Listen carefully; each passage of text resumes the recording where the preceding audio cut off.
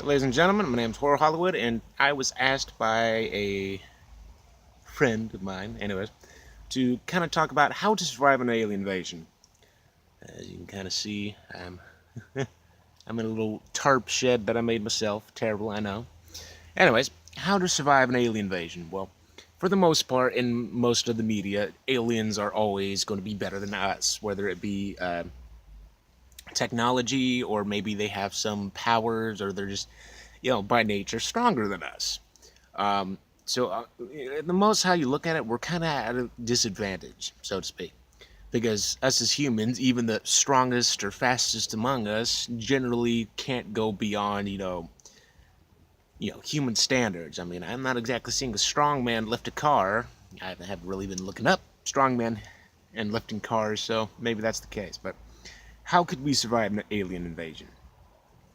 Well, for the most part, of course, we would need to be notified by the military. The best chance we have, instead of just having the military go up against the aliens, is to have everybody on Earth get weapons and, kind of form, I guess you would call it a militia. Because in most of the movies I've seen in terms of alien invasion, it's always just the military going up against them. Which the military, yes, they do have a good might. They have tanks, planes, and whatnot. But you would need, if we are being invaded, of course, if diplomacy and talking to the aliens doesn't work at first, we would need to be able to defend ourselves. And having everybody in the world having weapons, like, here you go, baby, have a gun, there you go. It'd be our best bet. That would not only increase our numbers, it would also increase our chances of being able to survive due to us just all kind of working together. Now, of course, there could be problems with that due to, maybe some nations not wanting to work together with one another or something similar to that. But as long as we all kind of focus on attacking the aliens, would be good. And for few of the movies I've seen, they've either used a certain kind of virus, or in other times there has been like they go for the mothership to kind of take it down.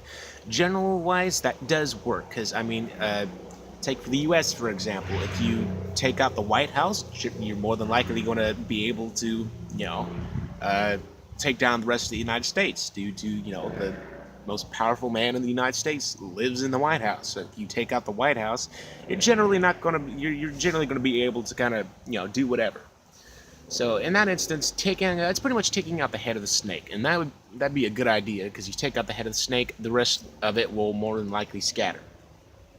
But once again, it goes back to the problem of them just being technologically superior than us, or at least physically. If they're more physically better than us, we would have a chance due to, I mean, they may be, insanely strong, but, we could bullet to the head, but probably take them out. But if they were technologically superior, speaking, as in, loads of ships, able to, use their weaponry to kind of blast us into dust, that would pose a problem. But unless they have some earth-destroying weapon, or maybe what do they call that? Chemical bombs or something to like spread a virus, we stand a pretty good chance. But for the most part, in order to survive an alien invasion, for one, we would need to work together. We can't just have one person, taking on thousands and thousands of aliens. We would all need to work together. And on Earth, from what I recall, we have maybe around 3 million, 3 billion people on the planet. So we do have a good amount of force.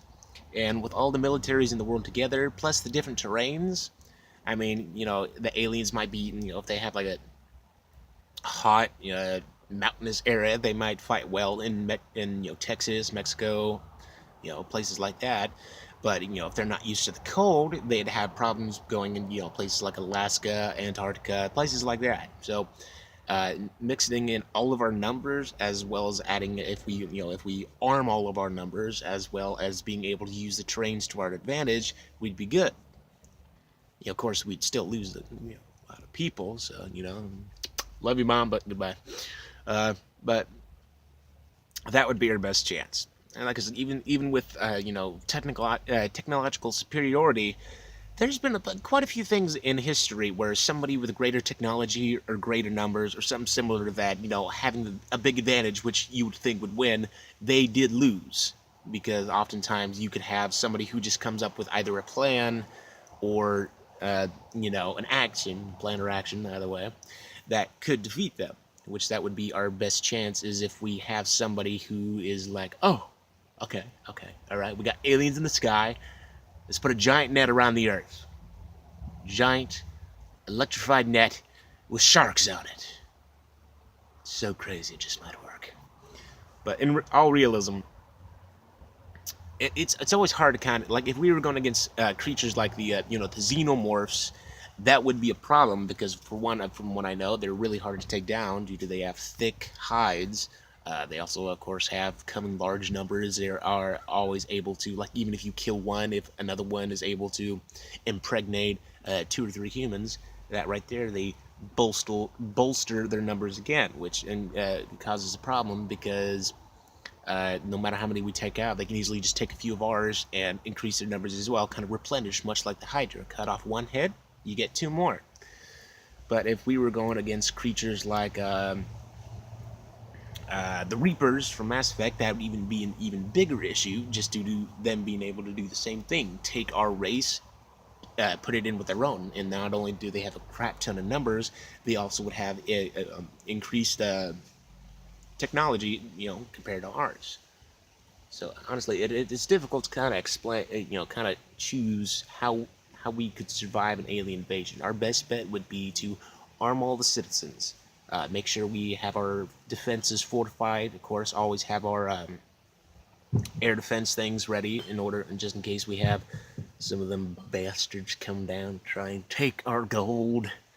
And then, of course, we'd also need to try to think of a way. Either we can try and take one down and study it, try to figure out what makes them tick, see if we have maybe some biological advantage compared to them. Maybe they can't breathe oxygen, so they have to have, face masks on in order to breathe a certain kind of,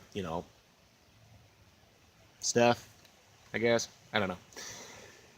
But in all cases, we more than likely would lose a lot of people, like a lot of freaking people.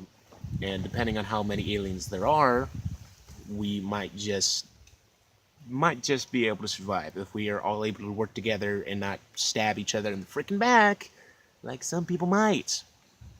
Like, oh yeah, Bob, yeah, I'll work with you right now, man. Yeah, let's go. Oh, the aliens are here. Bye, Bob.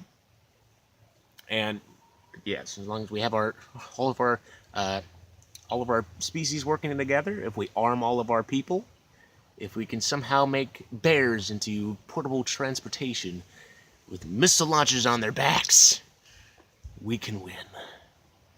By God, we can win. Anyways, this has been Horror Hollywood. I'll see y'all later. Bye-bye.